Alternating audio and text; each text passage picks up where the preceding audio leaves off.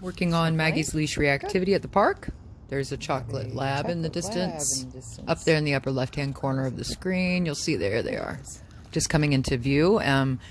We were a bit further out into the park, and they got on the sidewalk and were kind of, tugging along at a pretty good pace. And so we kind of cut halfway through the middle of the park to give them more distance so that I'm not, we're not getting too close and it doesn't feel like they're chasing us.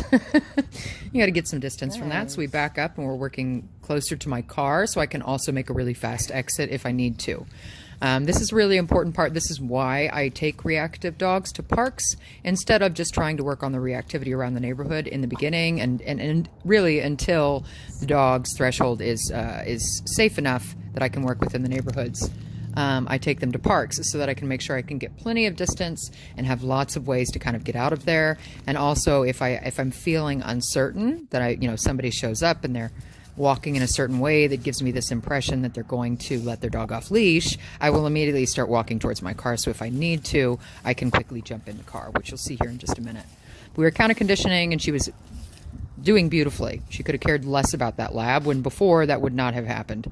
She's very relaxed, able to break focus and split attention and work with me and taking the food calmly. I'm tossing food to kind of keep her engaged with me. But once the trigger gets within a certain distance or it gets close, I stop tossing treats to her, because by tossing treats, it's an exciting and playful thing. It adds energy to the moment.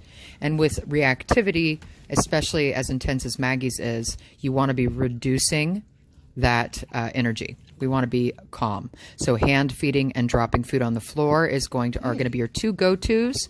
I do use the tossing to get attention and quickly move a dog away if needed. But once we get to this point, this black lab is about 10, or this chocolate lab is about 10 feet outside of my, outside of my car. Really, really close. Very good. Once we get to this point, that's when I start scattering food or hand feeding only. Depends on her. Excellent. If she's just laser focused on the dog, That's right, and I'm going to hand feed her. baby girl. Ideally, I'm going to treat her away from the trigger, so she has to move her head away. She's not just staring at it. But I'm also not going to be too picky. I'm just going to make sure that she's getting some food. There's some food happening pretty frequently for the entire time that she's seeing that dog, or that she is aware of it being around.